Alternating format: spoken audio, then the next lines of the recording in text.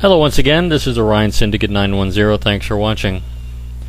I just had a look at Mr. Pleasant Preacher's video, Why Women Shouldn't Be Allowed to Vote. And it evoked a stronger reaction in me than I thought it would have. For various reasons. I'm going to get into some of them now. Mr. Pleasant Preacher, I'm going to assume, just by your video and your statements, that you have grown up in a household where your father worked full-time and your mother stayed home all the time to take care of you, and that she never had to go out and get a job to help make ends meet. And that your father never went overseas to fight in a war, to leave your mother behind to support you on her own. I'm going to assume all that because your views seem to come from the perspective of someone who has never grown up in a household where the father was absent for any amount of time. You see, women in the United States gained the right to vote in federal elections in August of 1920. Prior to that, various states and territories had given women the right to vote in their elections, but women could not vote at the national level until the 19th Amendment was passed. And that happened in 1920. 21 years after the passage of this amendment, the United States found itself at war on two fronts, in Europe and in Japan, in Asia, in the Pacific. Millions of American men were sent overseas to fight in this war, leaving women behind to fill the jobs once held by men exclusively.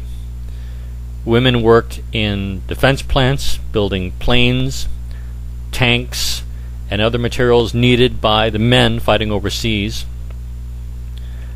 And let's not forget the women who worked as nurses, both at home and in the frontline units, to take care of the sick and injured soldiers. Let's not discount their enormous contribution to the war effort.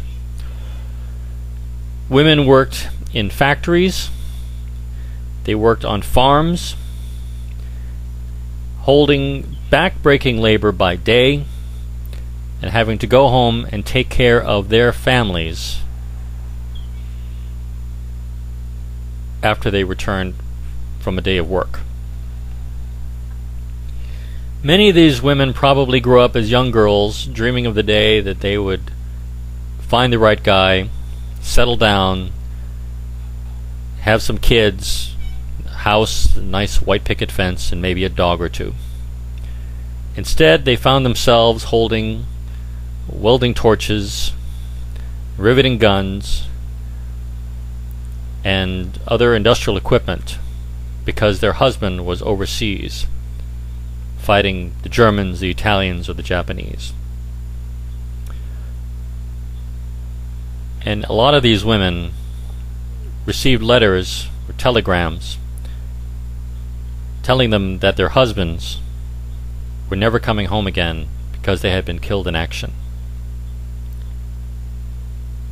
For a lot of these women, it was the first time they ever had to work outside the home.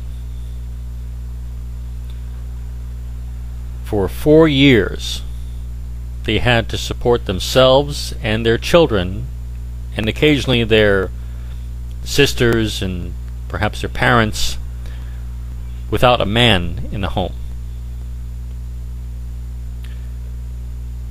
And for a lot of the women who stayed at home, when their men finally did return, they had psychological scars of war, and many of them had the physical scars of the war, missing arms and legs, and their women were there for them. They had to take care of their husbands who were recovering from grievous war injuries.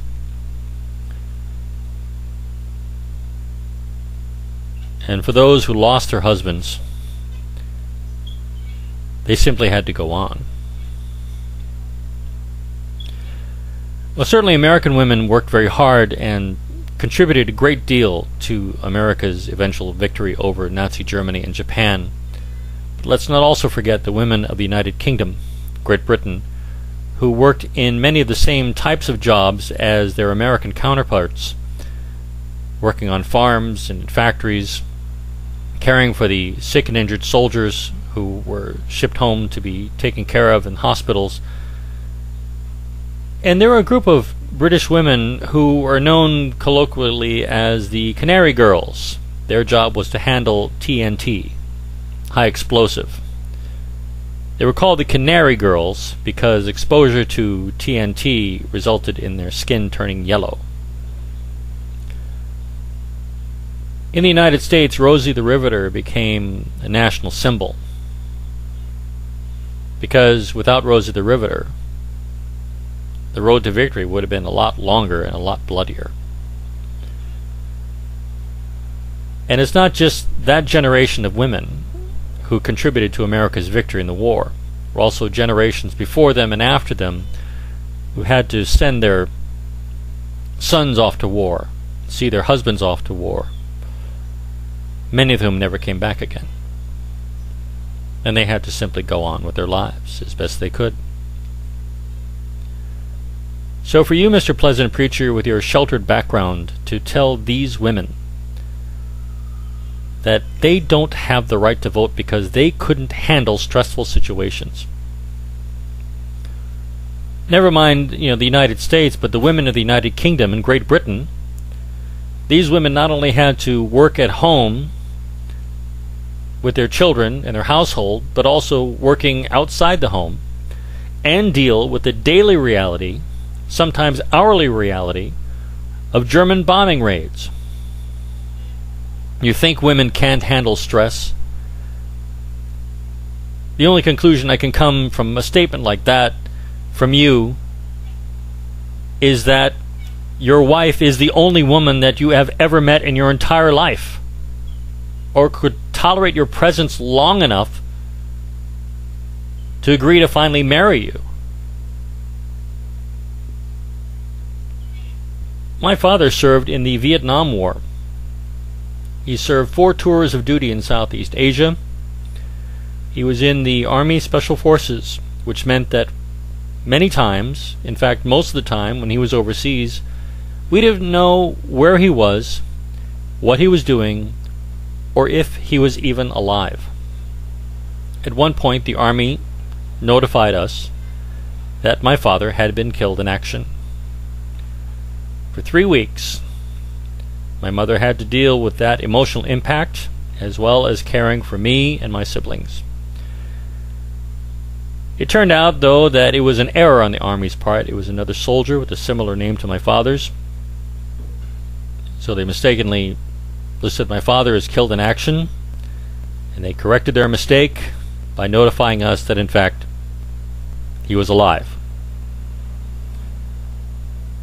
So, Mr. Pleasant Preacher, when you say that a woman can't handle important decisions because of emotional fragility, that she would fall apart under pressure, that she would crack under the strain, the only conclusion I can come to is, sir, you have never met a woman in your entire life, aside from your wife. And I wonder, honestly, if she's just humoring you and telling you what you want to hear when she says that she loves you. Because I can't imagine any woman being able to tolerate your presence for more than a few minutes after you open your big, stupid fucking mouth. You're an offensive human being. And you don't know what the hell you're talking about. This is Orion Syndicate 910. Thanks for watching.